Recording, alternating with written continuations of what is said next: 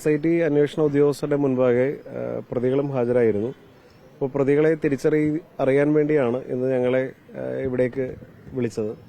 ഞങ്ങൾ രണ്ടുപേരും അതോടൊപ്പം തന്നെ ഈ കേസിലെ സാക്ഷിയായിരുന്ന ജോജി മോനും ഞങ്ങൾ 3 പേരും ഈ 5 പ്രതികളെയും തിരിച്ചറിഞ്ഞു. അതാണ് ഇന്ന് പ്രധാനമായും നടന്നത്. പ്രൊസീജിയർ ഞങ്ങൾ കടന്നു വരുമ്പോൾ തന്നെ ഇവർ 5 പ്രതികളും ഇവിടെ ഉണ്ടായിരുന്നു. അതിനുശേഷം അന്വേഷണ ഉദ്യോഗസ്ഥരുടെ റൂമിൽ വെച്ച് ഇവരെ വിളിച്ചു വരുത്തി റെക്കോർഡ് ചെയ്യുകയാണ്. ഇവർ 5 പേർ തന്നെയാണോ നിങ്ങളെ ആക്രമിച്ചതെന്ന് അന്വേഷണ ഉദ്യോഗസ്ഥർ ചോദിക്കുന്നു. ഞങ്ങൾ 3 പേരും ഇവർ 5 പേരെയും തിരിച്ചറിയുകയും ഇവർ തന്നെയാണ് ഞങ്ങളെ ആക്രമിക്കുകയും ചെയ്തതെന്ന് മൊഴി രേഖപ്പെടുത്തിയിട്ടുണ്ട്. നേരത്തെ കോടതിയിൽ ഈ കേസ് പരിഗണിച്ച സമയത്ത് അന്ന് പറഞ്ഞിരുന്നത് നിങ്ങളെ തല്ലിയ ലാത്തി അത് ഇവർ സറണ്ടർ ചെയ്തിരുന്നായിരുന്നു പറഞ്ഞത്.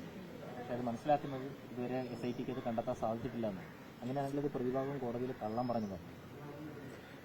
തീർച്ചയായും അത് പ്രതിഭാഗം പറയുന്നത് നിരന്തരമായി കള്ളമാണ്. അങ്ങനെ ഒരു സംഭവം ഉണ്ടായിട്ടില്ല. അപ്പോൾ ഇവര് നിരന്തരം കള്ളം പറഞ്ഞുകൊണ്ട് ഇത് മറ്റൊരു തലത്തിലേക്ക് എത്തിക്കാൻ ശ്രമിക്കുകയാണ്. പിന്നെ കോടതി പെരുമാറിയതും നമ്മളെല്ലാവരും കണ്ടതല്ലേ. അപ്പോൾ ഇത് പൂർണ്ണമായും അട്ടിമറിക്കാനുള്ള ഒരു ശ്രമം പ്രതിഭാഗത്തിന്റെ ഭാഗത്തു നിന്നും കോടതിയുടെ ഭാഗത്തു നിന്നും ഉണ്ടായിട്ടുണ്ട്. അത് പറയുന്നതിൽ തെറ്റില്ല എന്ന് മനസ്സിലാക്കുന്നത് കൊണ്ടാണ്, അത് യാഥാർത്ഥ്യമായതുകൊണ്ട് അങ്ങനെ പറയുന്നതാണ്. ഇതിലാരാണ് തലയ്ക്കടിച്ചതെന്ന് പ്രത്യേകം ചോദിച്ച് തിരിച്ചറിഞ്ഞിരുന്നു? തലയ്ക്കടിച്ചത് ഇതിലാരാണെന്നുള്ളത് പ്രത്യേകം ചോദിച്ചിരുന്നു. ആൾക്കാരെ തിരിച്ചറിഞ്ഞതോടൊപ്പം